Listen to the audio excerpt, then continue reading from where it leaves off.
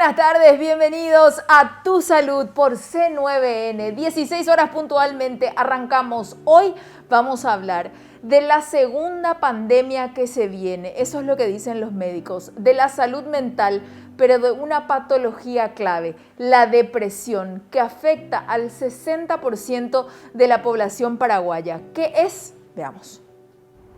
¿Qué es la depresión? La depresión es una enfermedad que se caracteriza por una tristeza persistente y por la pérdida de interés en las actividades con las que normalmente se disfruta, así como por la incapacidad para llevar a cabo las actividades cotidianas durante al menos 2 semanas.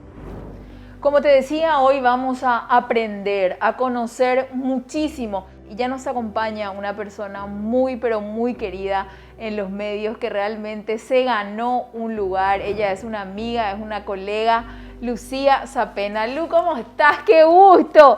Tenía que estar a tu salud para que nosotros podamos encontrarnos. ¿Cómo estás? Ay, Sé que puño, feliz. de codo, todo. ¿Cómo estás?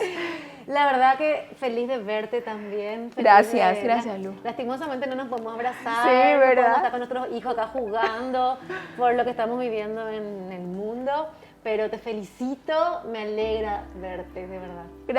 Gracias Lu. Bienvenida a Tu Salud y gracias por aceptar hablar de esta patología porque vos ya lo hiciste público en reiteradas ocasiones y de alguna otra forma también convertiste esta historia inspiradora, porque eso es lo que haces con esto, inspirar hoy por hoy ya siendo mamá, teniendo una vida de alguna u otra forma completamente distinta a la Lucía que solíamos ver ahora con Facundo, ¿verdad? Sí. Hablemos ahora de lo que fue ese momento, de ese diagnóstico, porque como bien analizábamos ya en los materiales previos, es un diagnóstico un tanto complicado, ¿verdad? Claro, bueno, primero aclarar que vamos a hablar de la enfermedad de mi mamá, Sí. ¿verdad?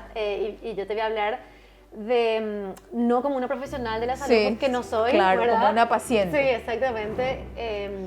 Y ni tanto como paciente, porque fue muy raro lo que sucedió con mamá Sí. para mí, ¿verdad? Sí.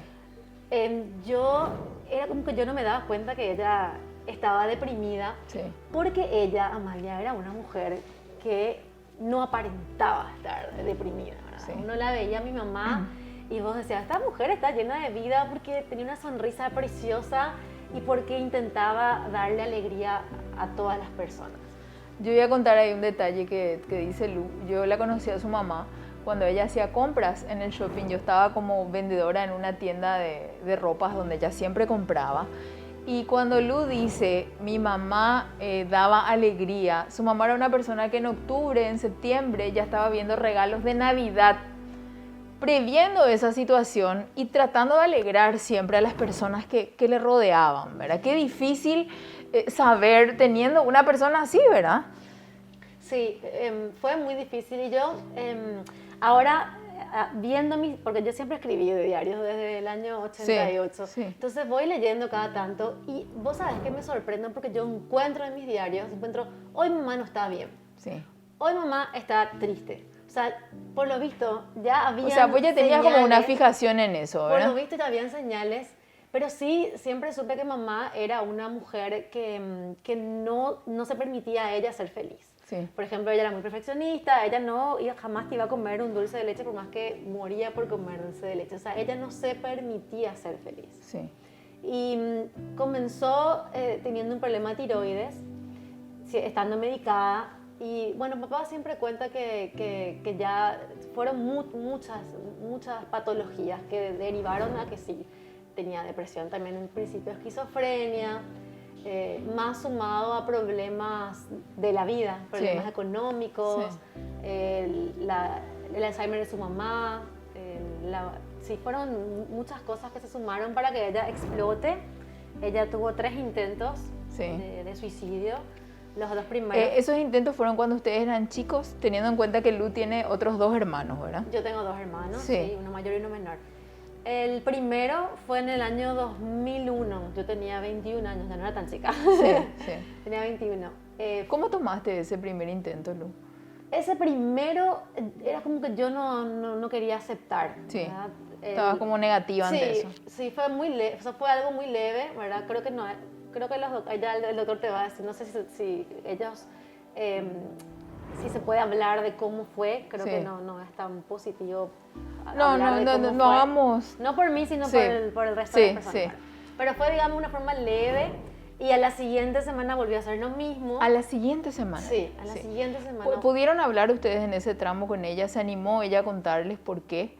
Ella estaba muy asustada, tenía mucha presión encima, tenía un trabajo nuevo. Sí. Y ella, por más de que era una mujer que se llevaba el mundo por delante, Sí. le asustaban las responsabilidades. Ella fue criada como una mujer que tenía que tener un marido que le mantenga y que ella podía dedicarse entonces las responsabilidades grandes le asustaban. ¿A estas conclusiones vos llegás ahora recién o en ese entonces ya llegabas? No, con papá hablando. Sí. Con papá solemos hablar. Ahora no lo puedo ver tanto por la pandemia, pero desde que ella murió en el 2008, yo empecé a preguntarle muchísimas cosas a papá. O sea, al principio me agarró un miedo increíble de tener también yo depresión, de que eso sea hereditario. La forma en que ella se fue muy dramática, fue muy fuerte. Entonces, bueno, siempre trato de hablar con papá sobre eso, ¿verdad? Después de ese segundo intento, ya llegó lastimosamente el final, ¿verdad? No, ese segundo intento fue también, digamos, de una forma leve, pero lo que pasó fue que ella salió a manejar estando con muchas pastillas. Con mucha medicación. Sí, mucha medicación encima. Entonces se fue, agarró el auto, iba a ir a renunciar a su trabajo. Sí. Un 31 de diciembre a la noche, o sea, estaba totalmente ida ya, ¿verdad? Y ahí chocó, entonces ahí se empeoró. Sí. Por suerte no le pasó nada a nadie más. Sí. Bueno, Estaban compañía de otras personas. chocó, ella fue sola y chocó contra otros autos estacionados, sí. ¿verdad? Pero quedó lo que el doctor decía cataclónica, creo que es, ya el doctor Capurro nos va a corregir. A corregir. Sí. Entonces, en ese momento tuvieron que aplicarle electroshock para que ella reaccione. Y ahí sí, Amalia, te voy a decir que ahí fue duro. Ese fue el primer impacto que yo sentí, que a mí me afectó muchísimo, sí. porque yo la veía a ella como un fantasma caminando por la casa. O sea, tenía un rosario y lo único que hacía era rezar. Sí. No podía hablar, no reaccionaba, caminaba, no se podía bañar, con papá teníamos que bañarle, darle de comer. Se volvió una bebé.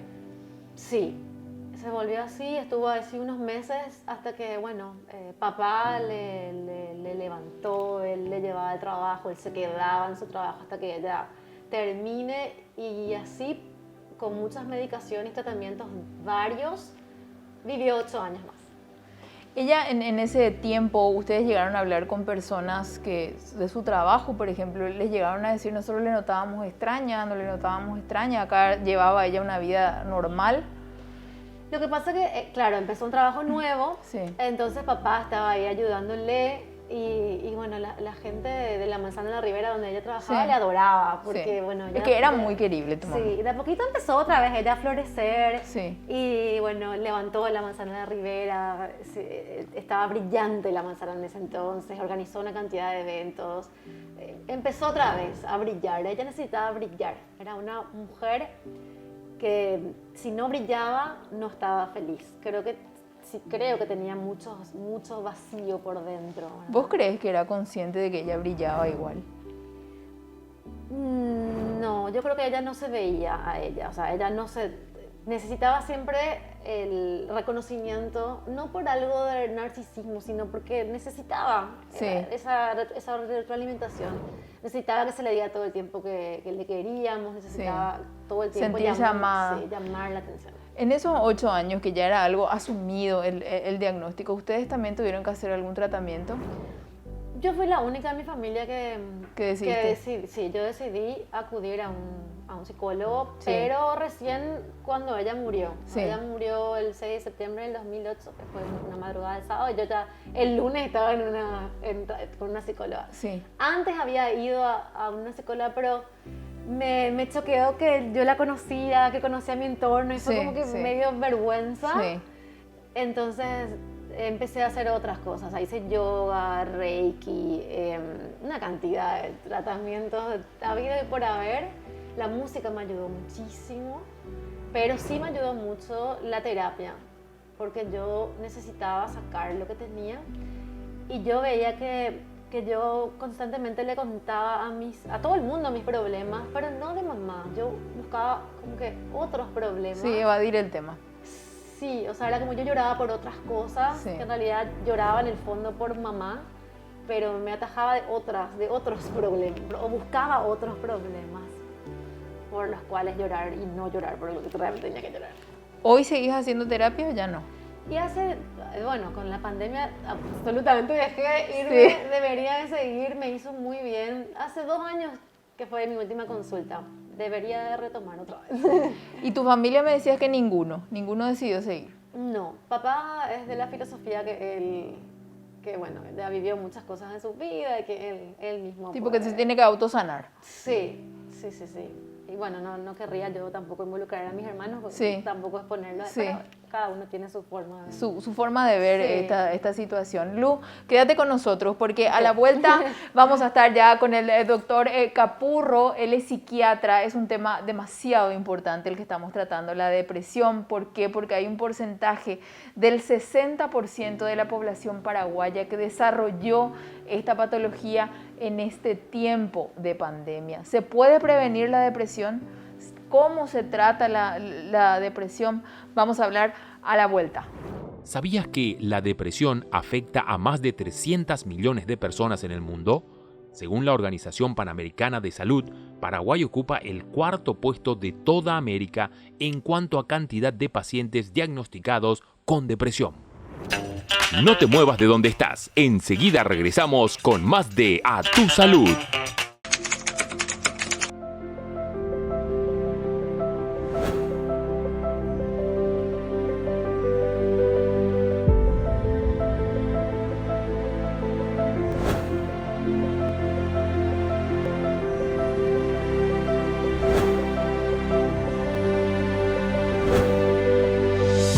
Siempre estuvieron allí. La ruta los vuelve visibles.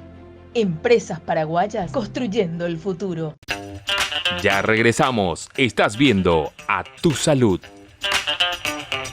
¿Sabías que los trastornos mentales severos afectan a un 1,5% de la población total paraguaya? Ustedes no saben ya todo lo que pudimos hablar en la pausa de este tema que es tan pero tan importante y estas estadísticas que preocupan, pero lo importante es que se puede tratar la depresión. Sumamos a este bloque al doctor Marcos Capurro. Él es psiquiatra y es vicepresidente también de la Sociedad Paraguaya de Psiquiatría y continúa con nosotros nuestra querida Lu Zapena. Doctor, buenas tardes, bienvenido al programa, gracias por aceptar. Buenas tardes, Amalia, buenas tardes, Lucía, un gusto y a la audiencia también y realmente súper agradecido de que dejes espacio a este tipo de temáticas. Doctor, estuviste escuchando ya lo que Lucía nos contaba, tanto con esta enfermedad que padecía su mamá, como también el tratamiento que de alguna u otra forma ella rápidamente trató de seguir como para evitarlo. Esa es la primera pregunta, porque en A Tu Salud siempre queremos prevenir también. ¿Se puede prevenir la depresión? La depresión se puede prevenir claramente, sí. Incluso si es que hay así cuestiones que tienen que ver con la biología, la herencia, ¿verdad? Sí. Se puede prevenir y parece así como un cliché, ¿verdad? Pero lo recomendado es hábitos de vida saludables, ¿verdad? Desde la buena alimentación, actividad física, tratar de que el sueño sea siempre superior a 7, 8 horas, ¿verdad? Y sobre todo dar espacio a cuestiones como el descanso y el ocio. Descanso no es lo mismo que dormir. O sea, nosotros tenemos que permitirnos, aparte de esas 8 horas de sueño, tener unas cuantas horas, aparte del laburo, para ir a distendernos, jugar con nuestros entretener hijos, la mente. Exactamente, ¿verdad? Leer un libro, ver una serie, el diálogo, compartir con nuestros afectos. Y por supuesto que hablaban también del tema de la terapia, ¿verdad? Sí. La terapia no necesariamente es un instrumento o algo muy útil cuando yo estoy enfermo, cuando tengo un trastorno mental. La terapia es súper útil para conocernos a nosotros mismos, conocer nuestras limitaciones, cuáles son nuestros defectos, por decirlo de alguna manera, y eso va a prevenir, va a evitar que nosotros enfrentemos determinadas situaciones para las cuales no tenemos herramientas. Y si esas situaciones son inevitables, por lo menos vamos a poder adquirir herramientas que el profesional pueda ir dándonos. Cuando uno atraviesa por situaciones como la que atravesó Lu, es como que hay más predisposición para poder tener una depresión. Sí, en doble sentido, ¿verdad? Sí. Primero tenemos la cuestión genética que dije recién, ¿verdad? Aproximadamente el 40-50% de las depresiones tienen en la historia clínica familiar un antecedente de primer grado, ¿verdad? Padre, madre, hermano, ¿verdad? Y después está también, sobre todo en el tiempo que circunda al episodio del familiar con depresión, hay un estrés en exceso que se está viviendo. O sea, yo tengo el estrés en el laburo, tengo estrés con alguna relación de pareja que esté teniendo en ese momento, todo lo que cotidianamente está, y eso carga otra vez la mochila con un ladrillito más, y por eso digo que tiene como un doble efecto. Ahora, cuando el episodio en el familiar ya pasó, efectivamente hablamos de la cuestión genética y de otros problemas de la vida que esté pasando la persona. Lu decía que tuvo su mamá del segundo intento como un lapso de 8 años para el final. ¿Verdad? En ese tiempo, posiblemente, Lu, ¿se te pasó por la cabeza en algún momento ya hacer ahí terapia? No, porque yo estaba muy enfocada como que en otras cosas, o sea, no le estaba dedicando el tiempo yo buscaba escapes, o sea, la música era mi escape, viajar era mi escape, no. Que dentro de todo eso estaba bien según lo que nos está diciendo el doctor. Sí, ¿verdad? claro, Sí. o sea, claro, para mí siempre la música fue esa herramienta a la cual yo me agarré para poder estar bien. Y sí, en todos esos momentos en que mamá estaba mal y todo estaba mal, o sea, era como que un círculo vicioso, ¿verdad? En casa había problemas, entonces también mis relaciones eran súper tóxicas. Recién cuando mamá murió y después de un tiempo que yo empecé a sanar, todo empezó a florecer, me empezó a ir bien en el trabajo, y después recién cuando yo ya estaba bien, ahí le encontré a quien es mi pareja, y es como que todo se estabilizó. Todo estaba mal y se retroalimentaba eso que estaba mal. Generalmente son más hombres o mujeres los que padecen depresión.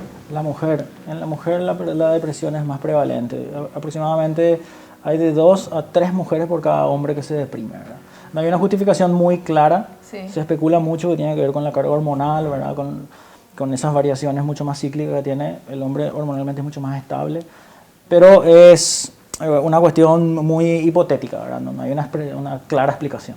¿Qué pasa con la depresión? ¿El paciente puede entrar en una remisión, por llamarlo de alguna manera, o la depresión es algo que uno tiene que tratar de por vida? Mira, la depresión, sí, me gustó el término que usaste. Bueno, nosotros en salud mental hablamos de remisión, no de cura. La remisión es la eliminación de los síntomas. Y mira, la depresión es episódica. Por definición es un cuadro agudo episódico. ¿Qué significa eso? Que entre crisis vos podés estar muy bien. Sí. Entonces, no podemos hablar nosotros de una enfermedad que vas a llevar toda la vida. O sea, si vos superás un episodio, listo, estás en remisión, vida absolutamente normal, buena funcionalidad. Y va a depender mucho del azar, de la potencia de esa carga genética que tengas y de la vida que desarrolles con o menos cuidados de salud generales, ¿verdad? Podés volver a caer, ¿verdad? Pero no hablamos de, por ejemplo, como el trastorno bipolar o el trastorno como la esquizofrenia, donde sí una enfermedad crónica como la diabetes, la hipertensión, donde vos sí tenés que hacer un tratamiento de por vida. De por vida, ¿verdad? La depresión tiene afortunadamente un alto porcentaje de gente que se trata, qué sé yo, 6-9 meses, sale del episodio. Aparte de esos 6-9 meses, digamos que 6-7 son de mantenimiento nomás, ya sin síntomas, ¿verdad? Y no tener que tomar hasta, qué sé yo, el último día de sus vidas, ¿verdad? Por supuesto que hay personas con depresión crónica, pero afortunadamente son los menos, ¿verdad? Si vos tuvieras que puntualizar, doctor, los síntomas, porque son muchos, sí, ¿cuáles serían? Bueno, síntomas cardinales son 2, que tienen que estar sí o sí uno de ellos, la tristeza, sí, y lo que denominamos nosotros anedonia. Anedonia es la incapacidad de sentir placer, que yo antes disfrutaba jugando fútbol y hoy ya no tengo ganas de eso. Y eso tiene que estar sostenido todo el día, todos los días, por 15 días. Y a eso se le agrega, puede ser insomnio o hipersomnia, que es lo contrario, pérdida de interés, pensamientos así muy negativos como soy inútil, me menosprecio a mí mismo. Creo que el hacerse daño, ¿verdad? Sí. Y también están las ideas suicidas, ¿verdad? Que eso le da un toque ya más de gravedad a la depresión, que no necesariamente son intentos. Hay todo un continuum suicida, se llama, entre la idea existencialista de para qué estoy, será que me van a extrañar, hasta el hecho de intentarlo y consumarlo, ¿verdad? Hay toda una línea que es muy dinámica, que puedo retroceder, avanzar, puedo saltar escalones, y eso también es un síntoma. La pérdida de peso, la pérdida de apetito, son como los 6-7 síntomas que suelen estar presentes en la depresión. Lucía decía que en uno de los intentos su mamá estaba como muy medicada. ¿El tratamiento necesariamente tiene que ir acompañado de fármacos o puede ser una terapia psicológica sin la necesidad de fármacos? Sí, mira, las depresiones, dividamos las depresiones en leve, moderada y grave. Sí. Leve sería una depresión que afecta síntomas, digamos, emocionales, por decirlo de alguna manera, tristeza y anedonia, ¿verdad? La moderada, digamos que ya hay síntomas más físicos, como el insomnio, como la pérdida de apetito, bajo de peso. Puede ser también que comas demasiado. También, A veces vemos personas que están deprimidas, están... Así como hay hipersomnia, puede haber hiperfagia, que es comer de más y subir de peso. Sí. Y la grave, digamos que tiene que ver ya con la ideación suicida e inclusive un intento. La leve sale muy bien con una psicoterapia, ¿verdad? Sin ningún uso de fármaco, perfectamente. La moderada, como ya hay insomnio, cuestiones así, hay que dar algo porque uno puede inventarte el sueño, ¿verdad? Claro, sí. ¿Verdad? Y los antidepresivos ya son recomendables. Y ahí, en la severa, por supuesto que sí, ¿verdad? No hay discusión de la utilidad de los fármacos. Pero lo que es importante es desmitificar un poco lo que se cree acerca de los psicofármacos, de los fármacos que usamos en psiquiatría. No todos los fármacos van a generar adicción, de hecho solamente el grupo de las benzodiazepinas generan adicción. Y no todos te tienen como un robot dopado, ¿verdad? Sí. Eso depende mucho de la combinación. Los antidepresivos hoy, como por ejemplo la fluoxetina, que habrán escuchado el Prozac, que se le dice en Estados Unidos, son medicamentos muy modernos, que no tienen efectos tipo sedativo y uno puede tener una funcionalidad muy normal con la ingesta de esos fármacos, ¿verdad? Entonces, la respuesta así sintetizando, leves puede ser solo con psicoterapia y a partir de la moderada es necesaria una medicación. Y lo importante es que tanto psicoterapia como psicofarmacología no compiten entre ellos, sino que hay que sumarlo y se exponencian. Doctor, cuando anunciábamos este tema hablábamos de porcentajes muy altos que da el Ministerio de Salud que tienen que ver con esta pandemia básicamente. Decían aumentó en un 60% todo lo que tiene que ver con la salud mental, ¿verdad? Pero yo decía también al ver esas estadísticas que si bien eso preocupa, eso habla también de que hoy por hoy el paraguayo dejó de lado ese tema, no, si me voy al psicólogo o al psiquiatra es porque yo estoy loco, ¿verdad? Sino que ya acepta como que tiene que ir a consultar, a ver qué es lo que está pasando, ¿verdad? Claro. Y es malo y bueno, digámosle. Sí, está claro que la solicitud de consulta en salud mental se ha duplicado a triplicado, ¿sí? Pero por otro lado está bueno porque quiere decir que esa estigmatización de ir al psiquiatra, al psicólogo está mejorando, ¿sí? Eso hay que destacarlo. Pero lo que sí hay que reconocer es que ahora tiene notoriedad esto con el tema de la pandemia. Tiene notoriedad, o sea, esta ya era una pandemia que existía y era silenciosa y no le dábamos importancia, ¿verdad? No se hablaba. Y ahora la pandemia como vino a redescubrir todo esto. Y hablamos de ansiedad, depresión con mucha frecuencia, ¿verdad? Doctor, nosotros en programas anteriores hablábamos del post-COVID, ¿verdad? Y nos visitaron también dos médicos, un infectólogo, un reumatólogo, y nos decían ellos, la siguiente pandemia va a ser la de la salud mental, por todo lo que la humanidad vivió y sigue. Y va a seguir viviendo por un tiempo, ¿verdad? Hasta que logremos esa inmunidad de rebaño en todos los países, ¿verdad? ¿Coincidís en eso? Coincido en eso. Y vos sabés que los expertos de otros países empiezan a hablar de lo que se llama la ecopandemia, que es como un reflejo de la pandemia virológica que estamos teniendo, que es en salud mental. O sea, ni siquiera necesariamente a lo mejor vamos a tener que esperar a esa cuarta ola que muchos le llaman, algunos le llaman segunda ola, ¿verdad? Eso es una cuestión más teórica. Hoy tenemos, ¿verdad? Hoy ya estamos viendo que el 60% ha aumentado la solicitud de consulta, ¿verdad? Y eso evidentemente es una feroz pandemia también, ¿verdad? Lu, para ir despidiendo, bueno, Luz quizá no sea tan consciente de lo que inspira al hablar de estos temas, ¿verdad? Porque las personas que estamos en los medios siempre estamos como muy expuestos y es como que parece que tenemos una vida de película, ¿verdad? Sin embargo, cuando contamos estas cosas, no solamente creo que generamos empatía, sino que también le inspiramos a las otras personas a que consulten, a que sigan un camino, a que tomen las riendas de lo que le está pasando, ¿verdad? ¿Qué le dirías vos a las personas que quizás están en tu lugar como hijos y ya hoy por hoy Lu tiene una vida completamente distinta siendo mamá, ¿verdad? Y yo creo que básicamente para mí siempre fue muy importante aceptar las cosas y creo súper positivo que papá desde un principio habló de las cosas como son, o sea, nunca se dijo, tuvo un accidente casero, o sea, siempre desde un vamos era, mamá estaba con depresión y bueno, no es que quería morirse, quería dejar de sufrir y bueno, se fue, ¿verdad? Creo que es muy importante no tener vergüenza, o sea, no tener vergüenza de decir las cosas, es una enfermedad. Como cualquier otra. Como cualquier otra, tampoco llevar la bandera de algo positivo, sino que aceptar y entender que es una enfermedad y que tiene que ser tratada y sobre todo también que los familiares también tenemos que tratarnos, ¿verdad? O sea, en mi caso a mí me hizo súper bien ir a la psicóloga, tengo que retomar otra vez, pero me sirvió en todo, o sea, no solamente para la mamá, sino que en todo en mi vida me sirvió y hablar de eso me sirve mucho. Entonces creo que básicamente eso, no tener vergüenza y aceptar que es una enfermedad. Doctor, ¿dónde encontramos información calificada sobre este tema?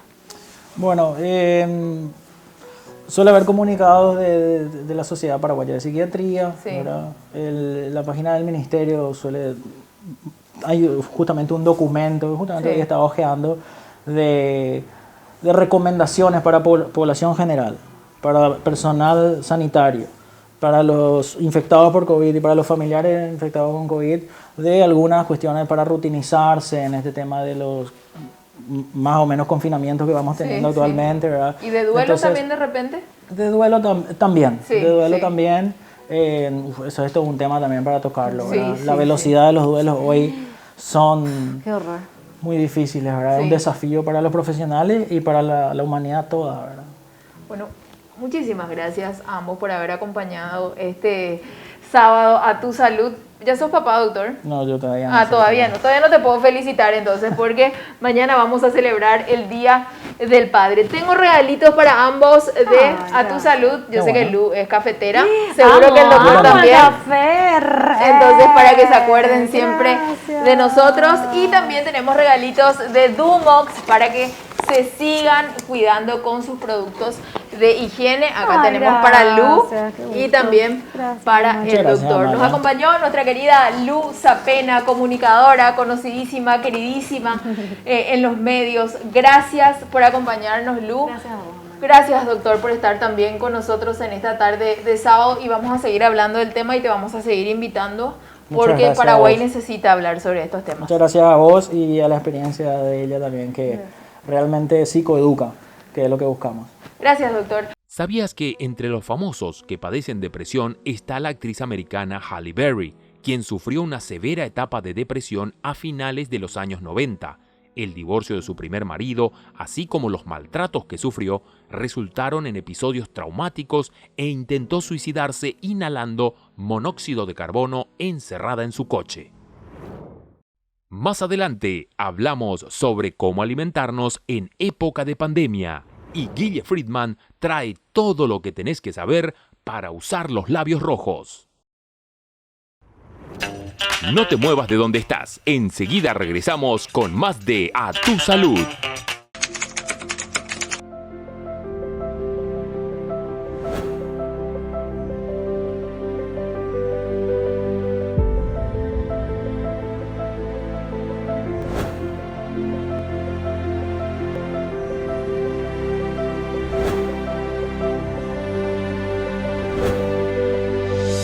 Siempre estuvieron allí. La ruta los vuelve visibles. Empresas paraguayas construyendo el futuro. Ya regresamos. Estás viendo A Tu Salud. ¿Sabías que, según estudios de la Universidad de Medicina de St. Louis, Missouri, las madres lactantes que reciben la vacuna contra el COVID-19 pueden transmitir anticuerpos protectores a sus bebés a través de la leche materna durante al menos 80 días después de la vacunación? Le toca el turno a la nutrición en A Tu Salud y vamos a hablar de la mala alimentación en tiempo de pandemia. Ustedes recordarán que allá por marzo del 2020 los médicos salieron a hablar. ¿Y qué era lo que decían? Que para que el COVID te dé leve tendrías que alimentarte bien, pero en toda la previa, no solamente en el tiempo en el que este virus ataca a tu cuerpo. Vamos a conversar con la licenciada Rosa Ríos. Ella nos va a dar un poquitito de luz con respecto a este tema. Doctora, ¿sirvió o no de algo todo este tiempo? ¿Cómo estás? Bienvenida a Tu Salud. Y sinceramente es un tema un poco complicado, Sí. porque esto viene ya más de hace tiempo. Esto nos sorprendió a todos y encontró en varias personas un problema que estamos hablando justamente de la obesidad o el sobrepeso marcado que nosotros tenemos en nuestro país. Te pregunto esto, ¿sabes por qué? Porque los últimos datos del Ministerio de Salud dicen que la cantidad de personas que fallecen por complicaciones es por obesidad. Y tuvimos como más de un año para poder cambiar nuestros hábitos alimenticios. Y evidentemente no lo hicimos. Seguimos con un porcentaje que inclusive sigue aumentando, ¿verdad? Entonces, ¿cuáles son las herramientas que tenemos que tener en cuenta cuando decimos mala alimentación? La educación alimentaria es un tema Sí. y es uno de los pilares del tratamiento. A mi parecer, siempre es bueno la cabeza de los pacientes es el médico. El médico es el que tiene que hacer el seguimiento del paciente Sí. y debería de derivar siempre a los nutricionistas para que nosotros podamos hacer esa educación alimentaria. Porque en la alimentación hay un exceso de azúcares, exceso de grasas, una disminución correspondiente de proteínas. Entonces hay un desbalance en todo lo que refiere a la salud. ¿Qué pasa con eso? Cuando tenemos un desbalance, lo que hacemos es acumular grasas Sí. en ciertas partes, ¿verdad? Que lo que hacía simple, por decirte de alguna manera, lo que hace es debilita el sistema inmunitario. Sí. Bueno, A ver, en mi caso, por ejemplo, ¿verdad? A mí el COVID me disparó el azúcar, cosa que yo nunca tuve problema con el azúcar. Yo consumo corticoide hace 12 años, igualmente me disparó el azúcar, ¿verdad? ¿Qué podemos hacer en ese momento en que damos positivo al COVID en ese tramo? ¿Cómo alimentarnos? sinceramente, siempre hay una hiperglicemia marcada en estos casos, ¿verdad? Sí. Y más todavía cuando hay un positivo, es lo primero que están mirando. El tema de la glucosa, ¿verdad? Sí. Que es muy importante el monitoreo. Sí, de el eso, control. El control, ¿verdad? Tanto en pacientes que no hayan debutado con la enfermedad de la diabetes propiamente dicha, Sí. pero es como un método de control, porque justamente es cuando tenemos esto como diagnóstico, lo que hace es, se dispara, hay un mecanismo dentro del organismo donde hay una elevación de insulina, Sí. por ende, porque hay la glucosa circulando en sangre, entonces hay una hiperglicemia persistente. Entonces, eso en el caso del paciente que está internado en el hospital perfectamente lo pueden ir controlando, pero desde la casa Es otra la historia. Es otra la historia. Por eso te decía, ¿qué intensificarías vos en la alimentación? Y siempre disminuir las harinas blancas, los productos refinados. Intentar introducir un poco de avena en el desayuno, aumentar el consumo de vegetales, aumentar el consumo de frutas, pero siempre en una medida correspondiente, ¿verdad? Estamos muy acostumbrados a comer alimentos procesados. Hay veces ni leemos en los etiquetados nutricionales. Sí. La gente piensa a veces que porque es un pan integral, tiene Está menos, bien. sí, Sí. tiene menos cantidad de azúcar y no va por ahí. Es solamente que el proceso es distinto. El pan integral tiene más fibra, lo que hace es que tiene más tiempo de permanencia en el estómago, no dispara el azúcar directamente, no es un carbohidrato simple, por decirlo de alguna manera, es complejo. Entonces, hay ciertos tips en la alimentación que hay que ir adoptando, pero para mí siempre es importante consultar a una licenciada o un licenciado en nutrición, porque nuestro trabajo es educación alimentaria. ¿Toma la gente ese dato de educación alimentaria? ¿Se educa realmente? Es difícil, muy difícil, porque tenemos una cultura muy, muy metida desde años y años. El tratamiento nutricional no se da por 1 o 2 consultas en un mes. Es un tratamiento mínimo de 6 meses que a mí me toca trabajar con pacientes y hablo de obesidad mórbida, estamos hablando de 150 kilos para arriba. Y es una educación alimentaria que tampoco podemos estar suprimiendo todo lo que él haya o ella haya consumido durante toda la vida. Sí. Es un proceso. Ir haciendo la reducción correspondiente de cada una de sus comidas sin que haya una prohibición, porque si no, no se trata de educación, sino se trata de prohibición.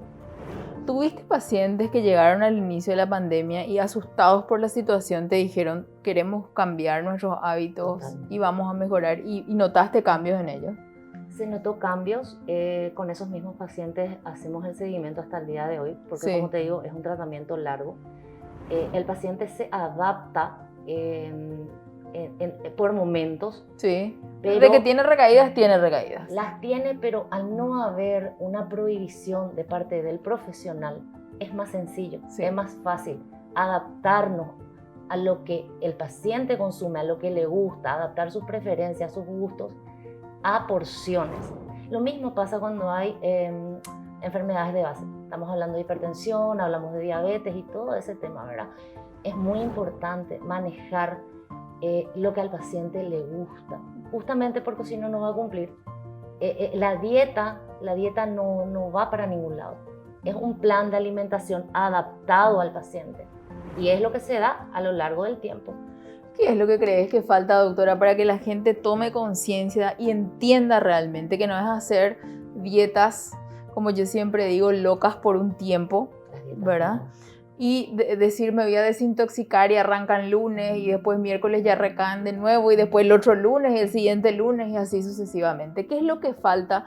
Porque yo creo que con eso podemos sumar mucho también, no solamente con el COVID para que te dé leve, sino para cualquier otra enfermedad, ¿verdad? Y verdaderamente es la educación alimentaria que deberíamos de hacer nosotros. No es que el paciente llega y vos le tenés que decir pesar, medir y ver cómo está. Y ponerle ya una meta. Una dieta Sí. y le decís tenés que bajar 10 kilos. No. Sí. O sea, hablamos más bien acá de qué son dónde son sus debilidades, en qué momentos tiene la ansiedad. Y trabajar directamente con el médico de cabecera y trabajar directamente con el psicólogo en el momento que amerite la situación, ¿verdad? Porque tenemos pacientes donde verdaderamente necesitan el equipo completo multidisciplinario Sí. para poder, ¿verdad? Seguir. Porque sabemos que la obesidad propiamente dicha es una enfermedad. Sí. No estamos hablando de una condición. Hoy por hoy tocan más las puertas del consultorio los hombres o siguen siendo más las mujeres las que se animan. Hombres. ¿Sí? Sí. En mi caso son hombres.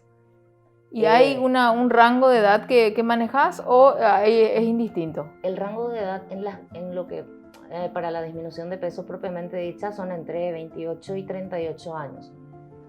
Cuando hablamos de eso, pero porque hay alguna enfermedad de base, Sí. ellos ya tocan al consultorio ya en el momento que hay algo que está desfasado en los análisis laboratoriales, ¿verdad?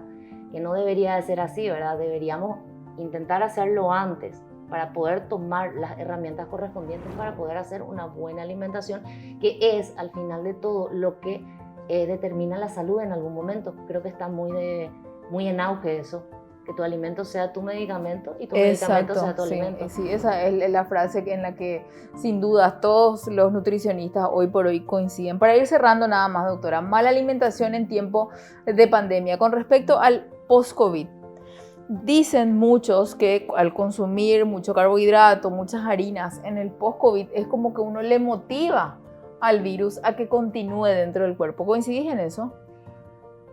Y cuando uno consume, es un poco amplio, Sí. es un poco amplia la pregunta, Sí. ¿verdad?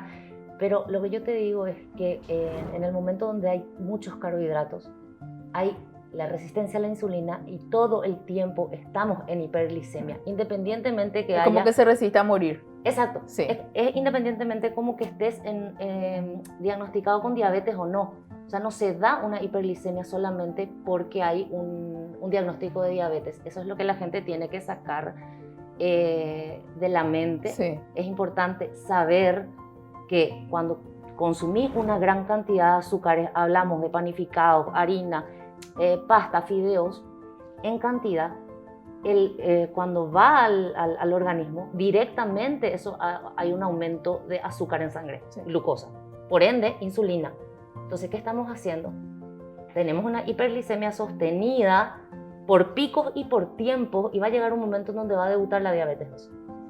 Doctora, muchísimas gracias. Tenemos mucho más para hablar contigo, así que vas a ser bienvenida siempre. Tenemos un regalito para vos de A Tu Salud, para que puedas disfrutar tu café, lo que quieras ahí en esa taza. Gracias. ¿Sabías que una encuesta realizada por la INAM durante la pandemia reveló que en Paraguay el 62% de los participantes consume insuficiente cantidad de frutas y verduras? Y hoy vamos a hablar sobre los labios, y no solamente sobre los labios, lo que es hidratación, volumen, sino que también vamos a hablar de los labios rojos, que es tabú. Es un gran issue el tema de los labios rojos porque hay mujeres que se animan a utilizar los labios rojos y otras que no. Enseguida regresamos a Tu Salud.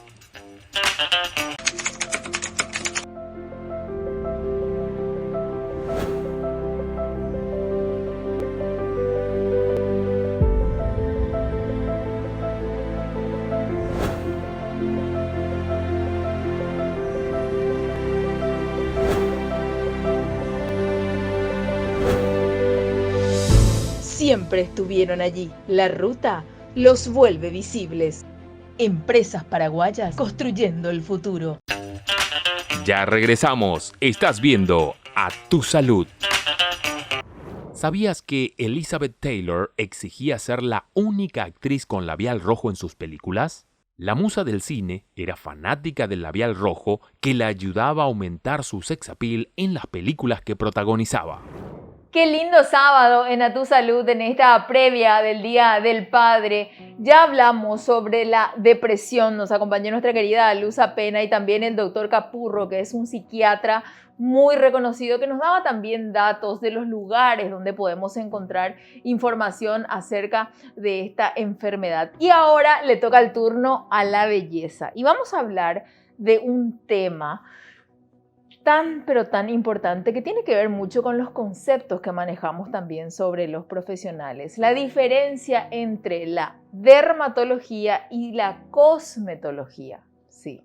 Ahora que circula tanta información en las redes, tanta publicidad que nos dan, pero tenemos que saber qué es lo que realmente necesitamos y a quién acudir por sobre todas las cosas. Ya está con nosotros la doctora Mirta Rodríguez, ella es dermatóloga. Doctora, ¿cómo estás? Bienvenida a Tu Salud. Hola, buenas tardes. Tu color ya me da energía. ¿Cómo estás? Verde.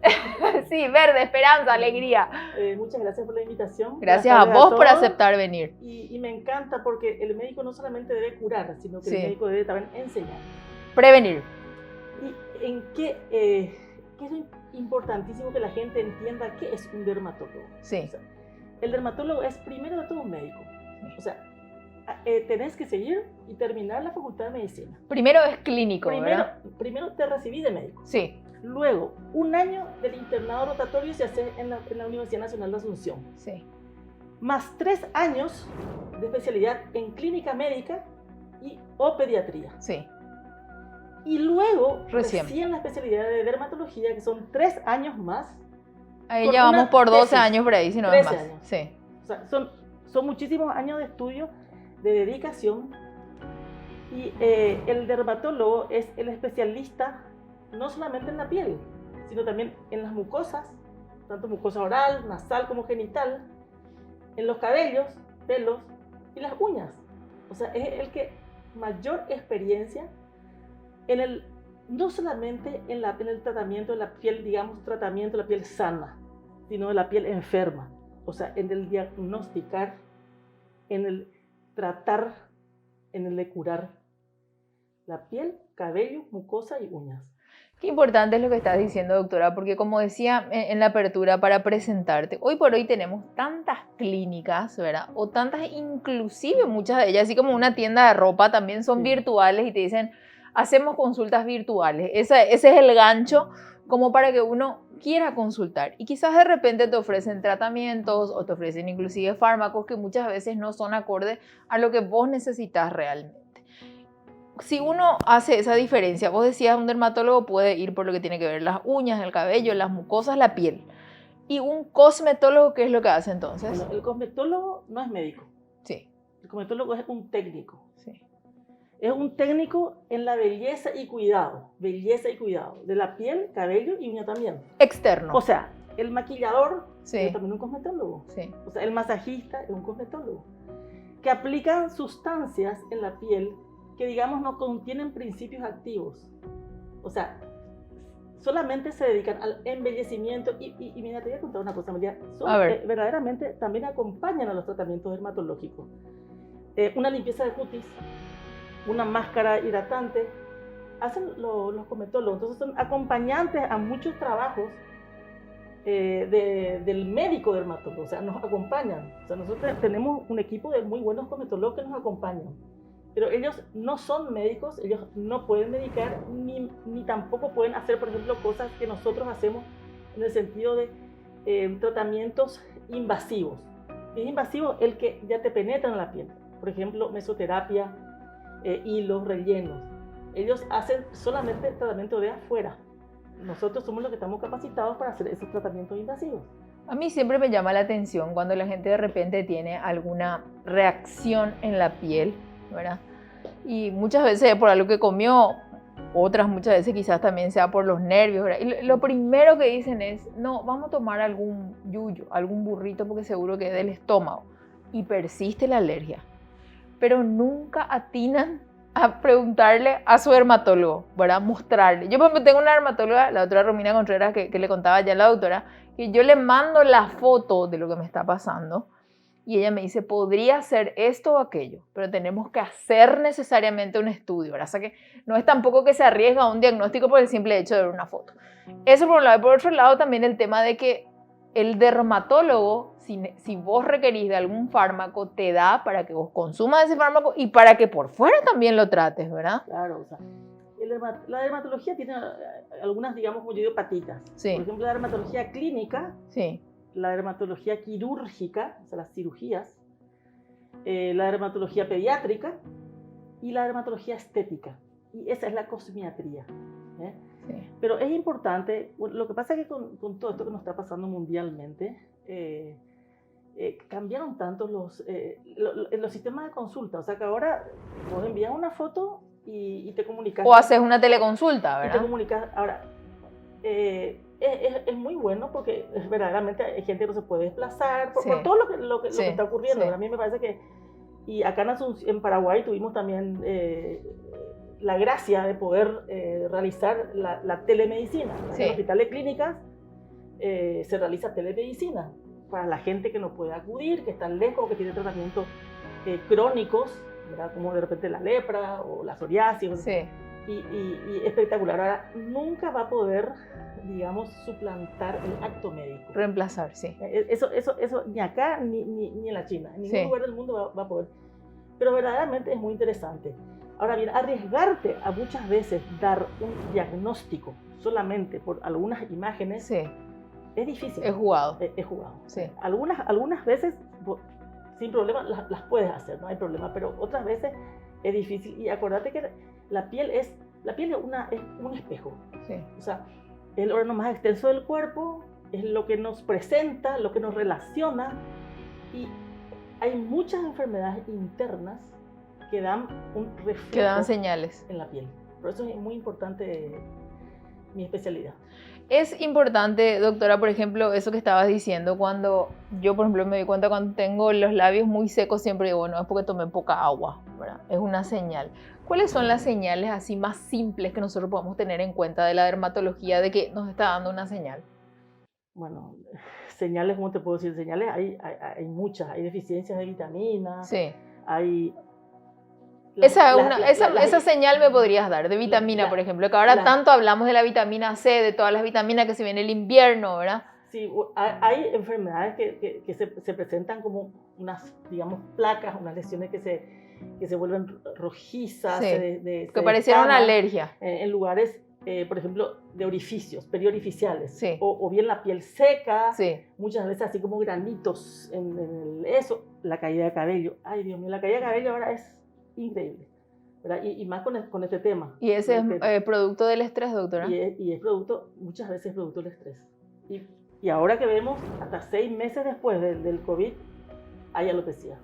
Bueno, eso te iba a decir también, porque a mí me dijeron eso, porque yo estoy en mes y piquito del post-COVID y se me cayó muchísimo. Hasta 6 meses después. Yo tengo pacientes chiquitos que tienen peladas por zonas, así como monedas, se llama alopecia areata, es cierto, una enfermedad inmune, o sea, enfermedad inmune, pero que también se manifiesta por el estrés. Sí. Y son dosis chiquitos. Pero ¿cómo van a tener estrés, va a decir? Y bueno, manifiestan en la piel la alopecia areata. O sea, la piel refleja muchas enfermedades, entonces hay que conocerla. Súper interesante realmente, doctora. Quizás muchos desconocían esa diferencia entre dermatología y cosmetología. La verdad que yo, el tema de los maquilladores, siempre le calificamos como maquilladores, pero muchos quizás también sean técnicos en cosmetología. Porque embellecen. Hay que hacer esa aclaración, ¿verdad? Sí, que es más bien todo lo que tiene que ver con lo externo, ¿verdad?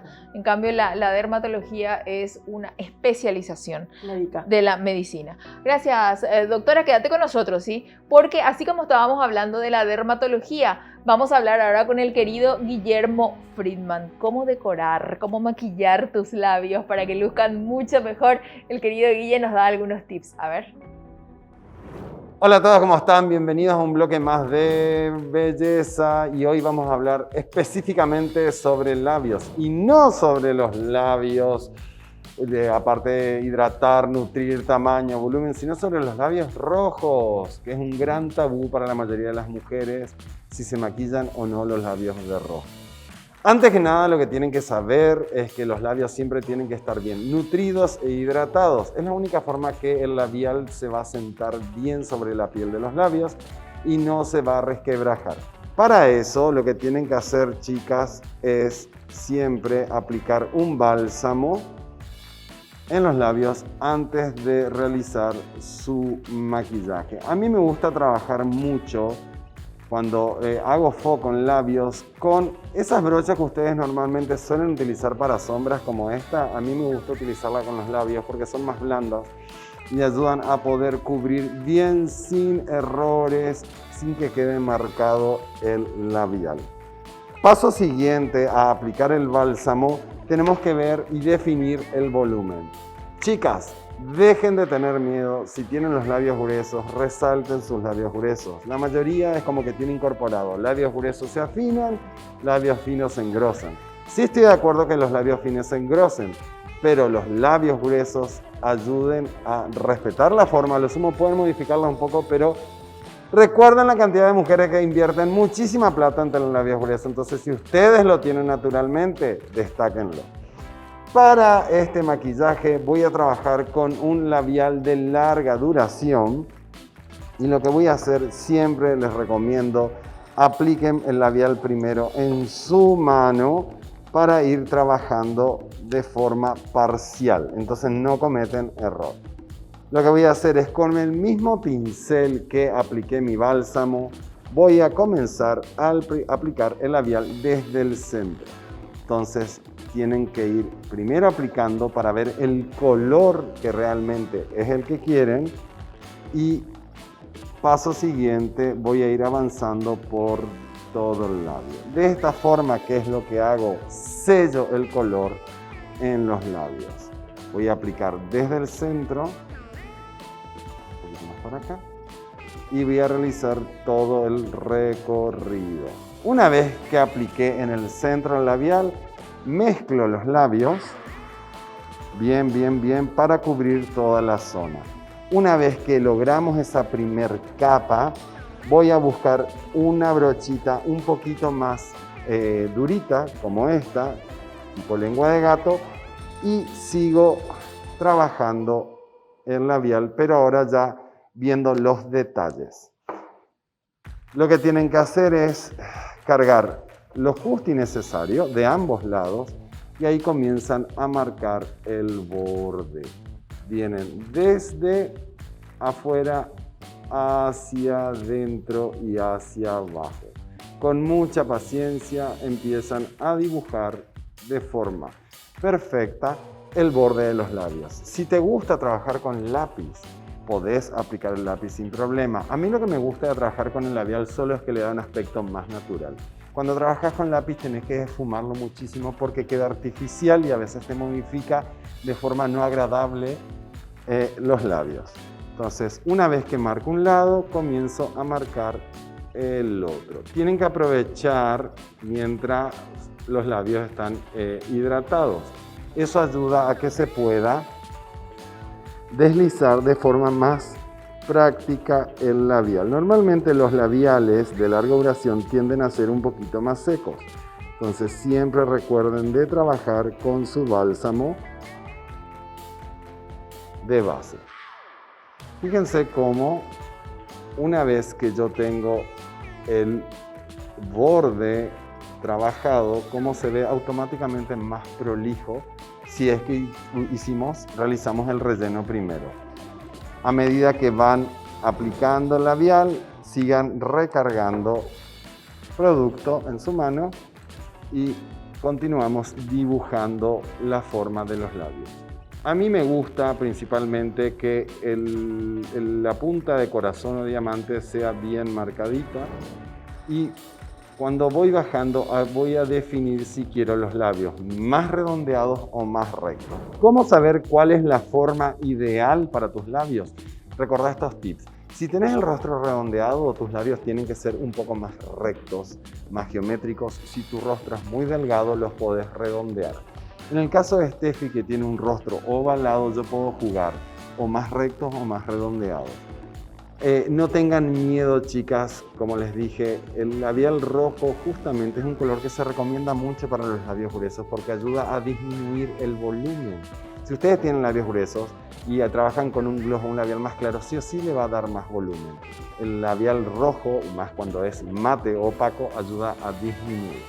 Entonces, siempre trabajen primero la parte de arriba, cerrar los labios, ahí está, y van dibujando suavemente el contorno. Ahí. Llegando hasta la comisura. Las más osadas se van a animar a maquillar el borde de la comisura por afuera, eso da más volumen. En el caso de Steffi no es necesario, yo llego con la comisura hasta abajo. Una vez que hice eso, comienzo a trabajar la parte inferior del labio. Fíjense cómo esta brochita me ayuda a poder realizar un trazo más prolijo. Siempre este movimiento es ideal, ¿ok? No quieren hacer muy directo, siempre vayan haciendo con pequeños movimientos, van y vienen para poder terminar la forma perfecta del delineado de los labios. Si los labios son un poquito más caídos abajo, lo que hacen es suben con el labial un poquito, unos milímetros antes de la comisura. Hago lo mismo de este lado. En el caso si ustedes están maquillando a una amiga, les piden que sonría suavemente y ahí tengo más espacio para trabajar y no mancho con el pincel. Abrí un poquito la boca, un poquito más, ahí está. Perfecto. Y hago lo mismo del otro lado. No se preocupen por la intensidad del color. Primeramente lo que tienen que lograr es sellar el color en el labio y darle la forma final, el borde. Tienen que tratar que sea lo más prolijo posible. Eso ayuda a dar un acabado más fino en el labial. Las mujeres normalmente, más en las sociedades machistas, por así decirlo, piensan que el labial rojo es un labial muy atrevido. Mundialmente el labial rojo es signo de fineza, de alta sociedad, así que si quieren destacarse en un evento, pueden ir con un maquillaje muy natural y los labios rojos. Eso te viste y te deja en primera fila para cualquier evento. Una vez que definimos ya el color y el borde de los labios, podemos volver a aplicar más labial desde el centro para generar mayor intensidad. Recuerden que siempre tiene que ser más intenso desde adentro hacia afuera. Les voy a contar un truquito más. Si no están conformes con el borde, no lograron hacer un borde perfecto, con un corrector tipo un tono golden, que es el ideal, que es un color que se adapta a la mayoría de los colores de piel trigueño. Si sos muy blanca, puedes trabajar un tono más rosado. vas a tomar una brochita como esta, lengüita de gato bien durita, y lo que vas a hacer es retirar un poquito de producto, de corrector, vas a ver que coincida con el color de piel y suavemente vas a comenzar a emprolijar las imperfecciones. Siempre es recomendable que sea una brochita súper durita y cortita para que te ayude a tener mayor precisión a la hora de corregir el color.